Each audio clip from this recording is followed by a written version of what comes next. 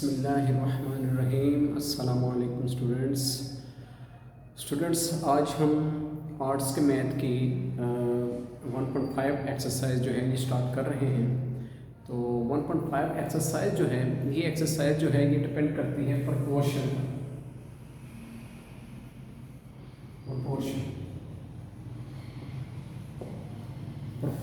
पर ये exercise depend करती है। आज हमने समझना है प्रोपोर्शन क्या होता है, और इसके एक्सरसाइज के अंदर हमने डायरेक्ट प्रोपोर्शन और इनडायरेक्ट प्रोपोर्शन, जिसको हम इन्वर्स प्रोपोर्शन भी कहते हैं, इसके मुतालिक जो है हम स्टडी करेंगे। तो टॉपिक शुरू करने से कबल मेरा चैनल जो है ये आप सब्सक्राइब करें और इसे देखें, लाइक करें, कमेंट्स भी करें, ठीक है। तो आइए स्टार्ट करते हैं। जो प्रोपोर्शन जो है मैथमेटिकली इसको 4 डॉट के साथ, यानी ये जो है 4 डॉट्स लगाए, 4 डॉट्स के साथ इसको रिप्रेजेंट किया जाता है। तो ये प्रोपोर्शन का साइन है। इसका मतलब जो है इक्वल भी होता है, यानी प्रोपोर्शन जो है ये इक्वल है। यानी इसकी अगर डेफिनेशन देखें तो प्रोपोर्शन की डेफिनेशन होती है द इक्वलिटी ऑफ 2 रेशियोज। क्या? Equality of 2 ratios. रेशो हमने पढ़ी है, रेशो में 2 डॉट्स इस्तेमाल होते हैं। तो रेशो हमने पढ़ी है द इक्वलिटी ऑफ 2 रेशोज, यानी अगर हम देखें तो A ratio B proportion C ratio D। तो ये है A ratio B C ratio D। इन दोनों के बीच में ये प्रोपोर्शन का साइन, यानी ये साइन है प्रोपोर्शन, ठीक है। और प्रोपोर्शन जो है हम इसको इक्वल भी कहते हैं, लिहाजा हम इसको A ratio B equal C ratio D भी कह सकते हैं। और डेफिनेशन में ही है द इक्वलिटी ऑफ 2 रेशियोज, ठीक है। तो इसको हम प्रोपोर्शन कहते हैं, ठीक है जी। तो प्रोपोर्शन की स्टूडेंट्स 2 टाइप्स हैं। प्रोपोर्शन जो है इसके 2 टाइप्स हैं। एक है डायरेक्ट प्रोपोर्शन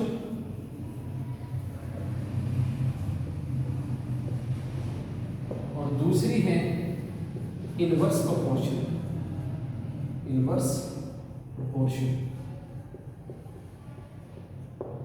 इनवर्स को हम इनडायरेक्ट भी बोलते हैं, इनडायरेक्ट, ठीक है। तो इनवर्स प्रोपोर्शन और indirect proportion. What is direct proportion? Direct proportion जो है क्या है?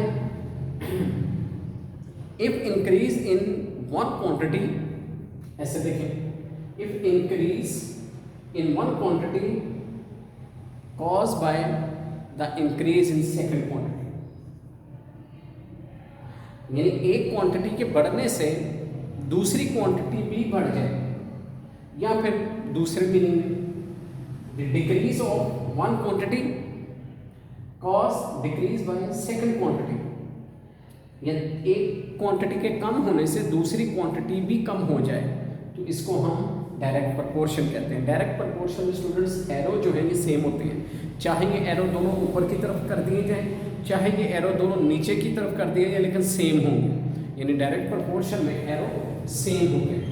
तो according to definition direct proportion जो है ये है। इसी तरह इनवर्स प्रोपोर्शन जो है, inverse proportion increase in one quantity because the decrease in second quantity.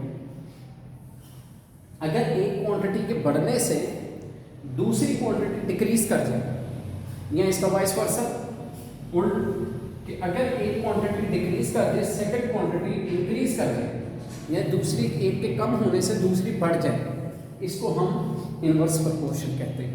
Student ये तो होगी इनकी डेफिनेशन, लेकिन जब हम इनके क्वेश्चन करेंगे तो हम इनका जब इस्तेमाल देखेंगे तो हमें मज़ीद इसकी समझ आएगी। अब हम एक्सरसाइज के क्वेश्चंस की तरफ बढ़ते हैं।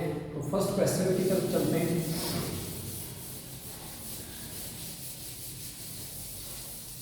तो आगे फर्स्ट क्वेश्चन की तरफ बढ़ते हैं जी। तो स्टूडेंट्स फर्स्ट क्वेश्चन जो है वो ये है, find the value of x in the proportion 20:50 proportion 8:x।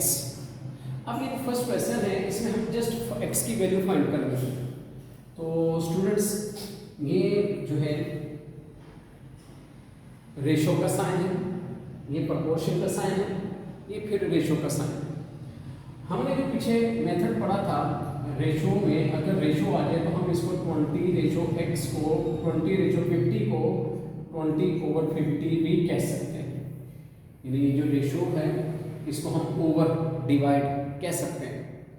और ये जो प्रोपोर्शनैलिटी का साइन है यहाँ पे इक्वल का साइन लगा दें, और इसको भी जैसे ही ओवर में लिखा 8/x।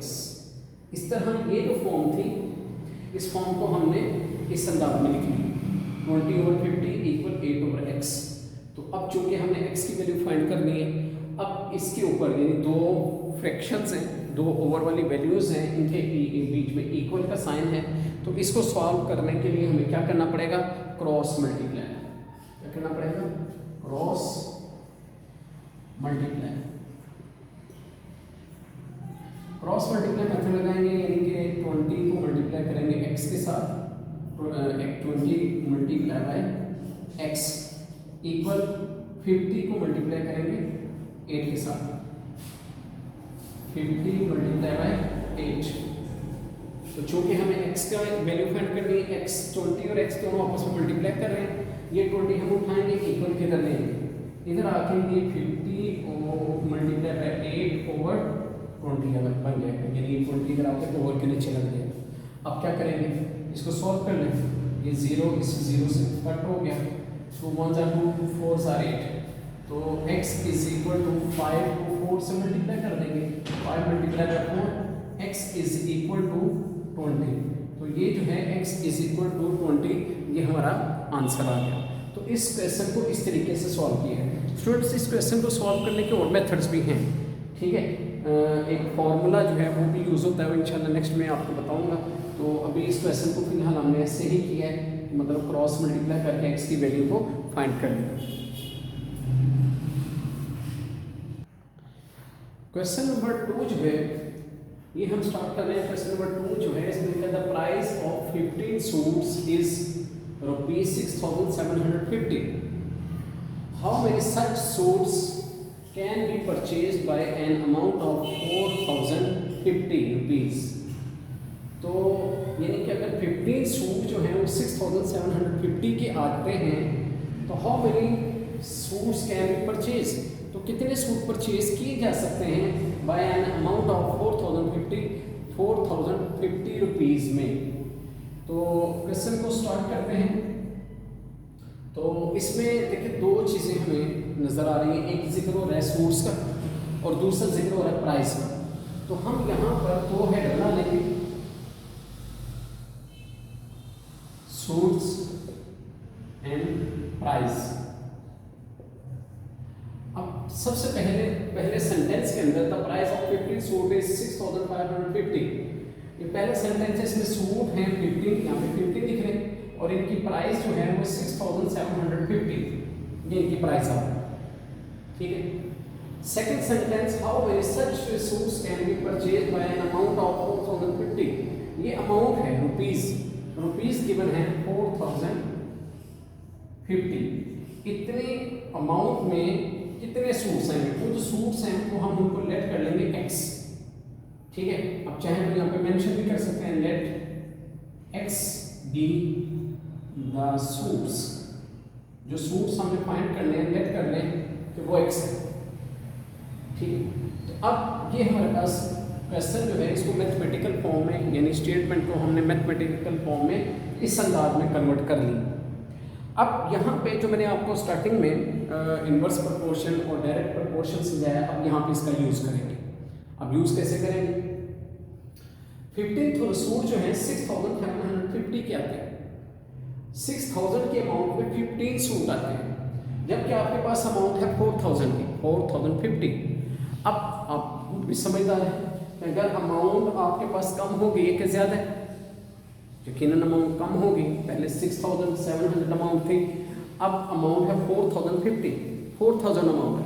अमाउंट कम होने से यकीनी बात है कि सूट कम आएंगे।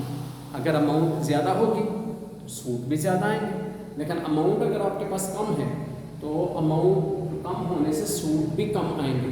इसका मतलब कि अगर अमाउंट कम है, यानी अगर ये चीज़ डिक्रीज कर देंगे, कम है, तो इससे सूट्स भी कम हो रहे हैं, तो इसका एरो हेड भी कमी की तरफ शो करेगा, यानी कि एक चीज़ के कम होने से दूसरी भी कम होगी।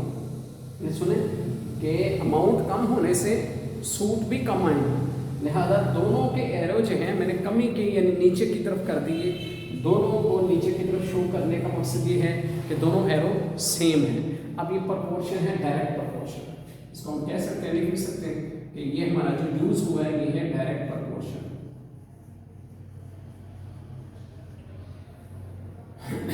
डायरेक्ट प्रोपोर्शन, अब डायरेक्ट प्रोपोर्शन में एरो एक जैसे हैं। देखिए स्टूडेंट्स, अगर एरो एक जैसे हैं तो इनके ऊपर जो कैलकुलेशन है वो भी एक जैसी होगी, इनके ऊपर जो कैलकुलेशन है वो भी एक जैसी होगी।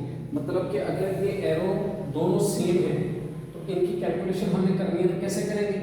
लेट्स सपोज ये अमाउंट है 15/x, ठीक है, इसको आप इक्वल लगाएं यहाँ पे, और ये अमाउंट भी ऐसे लिख लें 6750/4050, ठीक है। मैंने जैसे ये अमाउंट नीचे लिखी है 15/x लिख दिया, इसी तरह ये अमाउंट भी ऐसे लिख दी।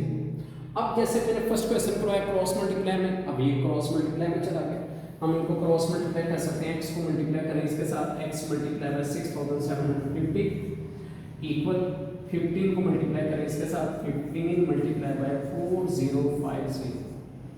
अब चूंकि x का आंसर फाइंड करना है, ये वैल्यू इधर आके 15 मल्टीप्लाई बाय 4050, इसके ओवर में लग जाएगा 6750, इसके ओवर में लग जाएगा। अब इसकी कैलकुलेशन आप कर लें, अगर तो आप कैलकुलेटर से कर लें, डायरेक्ट इन दोनों को मल्टीप्लाई करें और इस पे डिवाइड कर दें, ठीक है। तो आपके पास आंसर जो है कैलकुलेटर से 9 आ जाएगा, 9 आंसर आ जाएगा, ठीक है। लेकिन अगर आप इसकी कैलकुलेशन ऐसे करना चाहें, जैसे क्रॉस 0 0 से क्रॉस हो गया, बाकी ये अमाउंट बची, ठीक है, तो इसमें अब याद रखें 15 1 जार 15 होता है, 15 4 जार 60 और 15 5 जार 75, ठीक है। अब इन दोनों को भी हम अगर 5 के टेबल में कैंसिलेट कर लें तो 5 9 जार 45, 5 8 जार 40, 5 1 जार 5, 81/9 आ गया, ठीक है, 81/9। अब 9 1 जार 9, 9 9 जार 18, इस तरह अगेन हमारे पास आंसर जो है वो 9 आ गया। तो ये अब आपका मेथड है, आप 9th क्लास में कैलकुलेटर अलाउ है। अब चाहें तो इसको मतलब जैसे मैंने बताया कि दोनों को मल्टीप्लाई करें और नीचे वाली वैल्यू पे डिवाइड कर दें, डायरेक्ट आंसर आ जाएगा। और अगर आप कैंसिलेशन करना चाहें, अगर आप कैंसिलेट में मतलब कर सकते हैं, टेबल पढ़ सकते हैं, तो ऐसे सूरत में आप 0 0 से कैंसिल करें और इनको 15 को या 5 के टेबल में कैंसिलेट करके आंसर 9 ले आएंगे। ये 9 क्या है? 9 जो है ये सूट्स है, ठीक है। अगर आप गौर करें तो देखिए अमाउंट कम होने से पहले 6000 में इतने सूट आ रहे थे, अब 4000 में कितने सूट आ रहे हैं? 9। देखिए अमाउंट कम तो सूट भी कम। इस तरह जो है ये डायरेक्ट प्रोपोर्शन से ही क्वेश्चन मुकम्मल हो गया। क्वेश्चन नंबर 3 जो है, a motorcycle covers 90 kilometre in 2 litres of petrol. एक मोटरसाइकिल जो है 90 किलोमीटर का जो डिस्टेंस है इसको 2 लीटर पेट्रोल में कवर करती है, ठीक है। आपको पता है नॉर्मली 70 या 15 मोटरसाइकिल्स होती हैं, तो मतलब 1 लीटर में काफ़ी कवर करती है। लेकिन यहाँ पे इन्होंने एक क्वेश्चन बनाया कि एक मोटरसाइकिल जो है 90 किलोमीटर का डिस्टेंस जो है ये 2 लीटर पेट्रोल में कवर करती है। तो how many litres petrol will be covers 2 to 5, यानी 125 किलोमीटर डिस्टेंस। तो यानी कितना पेट्रोल लगेगा अगर 225 जो है किलोमीटर का डिस्टेंस हो। तो स्टूडेंट देखिए इसमें भी 2 चीज़ें हैं, एक है हमारे पास डिस्टेंस 90 किलोमीटर का डिस्टेंस, और दूसरी चीज़ है पेट्रोल यानी 2 लीटर्स। अब पहले क्वेश्चन में दोनों चीज़ें गिवन है, दूसरे में पढ़े how many litre of petrol, हमने पेट्रोल फाइंड करना। तो देखिए यहाँ पे वही जब क्वेश्चन को स्टार्ट करेंगे तो let x be the petrol in litres. तो हमने x जो है इसको यानी ये लीटर पेट्रोल जो हमें फाइंड करना है वो लेट कर दिया। अब हम यहाँ पे दो हेड बना लेते हैं, एक है पेट्रोल और दूसरा है डिस्टेंस। ठीक है, अब देखिए ये जो डिस्टेंस का वर्ड है ना, डिस्टेंस का वर्ड जो है वो क्वेश्चन में लिखा नहीं है, लेकिन हम समझ सकते हैं 90 किलोमीटर जो है हम इसको फासला कहेंगे, 90 किलोमीटर का फासला। तो फासले को इंग्लिश में डिस्टेंस कहते हैं, इसलिए यहाँ पे डिस्टेंस हमने लिख ली। ठीक है, अब पहला सेंटेंस अगर पढ़ा जाए तो मोटरसाइकिल कवर 90 किलोमीटर डिस्टेंस। अब 90 किलोमीटर डिस्टेंस जो है ये डिस्टेंस किलोमीटर में है, इसको 90 किलोमीटर का जो डिस्टेंस है वो है 2 लीटर पेट्रोल, 2 लीटर। ठीक है, चाहे तो इधर शो कर लेते हैं लीटर। तो 2 लीटर पेट्रोल में 90 किलोमीटर का डिस्टेंस जो है ये कवर होता है। तो अगला है हाउ मेनी लीटर्स, कितने लीटर पेट्रोल में 225 किलोमीटर का फासला तय हो सकता है। अब ये क्वेश्चन जो है अगेन हमारे पास वही इस फॉर्म में आ गया। अब जब यहाँ पे हम पहुँचते हैं तो यहाँ पे आके हम डायरेक्ट प्रपोर्शन या इन्वर्स प्रपोर्शन के मुतालिक जो है बात करते हैं। मतलब इस पे हम समझते हैं कि ये डायरेक्ट प्रपोर्शन का क्वेश्चन है या इन्वर्स प्रपोर्शन का। तो अब उसके लिए हमने इन दोनों को आपस में कंपेयर करना होता है। ठीक है ना, हम सोचते हैं कि 90 किलोमीटर का जो डिस्टेंस है वो 2 लीटर पेट्रोल में कवर होता है। 90 किलोमीटर का डिस्टेंस 2 लीटर पेट्रोल में कवर होता है। तो 225 किलोमीटर जो है ये डिस्टेंस ज़्यादा हो गया कि कम हो गया? यकीनी बात है कि ये ज़्यादा हो गया, यानी 90 से 225 किलोमीटर जो है ये डिस्टेंस ज़्यादा हो गया। अब ज़्यादा डिस्टेंस जो है कवर करने के लिए आपका पेट्रोल क्या 2 लगेगा या 2 से ज़्यादा लगेगा या 2 से कम लगेगा? तो यकीनी बात ये है कि 225 किलोमीटर का जो डिस्टेंस है, ज़्यादा फासला तय करने के लिए आपको ज़्यादा पेट्रोल चाहिए। लिहाजा ये इसका डिस्टेंस ज़्यादा होने से इसका पेट्रोल भी ज़्यादा लगेगा। यानी एक चीज़ के बढ़ने से दूसरी भी बढ़ रही है। तो ये अगेन वही डायरेक्ट प्रोपोर्शन का क्वेश्चन बन गया, डायरेक्ट प्रोपोर्शन। ठीक है, यहाँ पे हम मेंशन कर देते हैं डायरेक्ट प्रोपोर्शन। ठीक है, डायरेक्ट प्रोपोर्शन में एरो सेम होते हैं और फिर क्या करते हैं, सेम इसको ऐसे नीचे उतार लेते हैं। 2/x equal 90/225।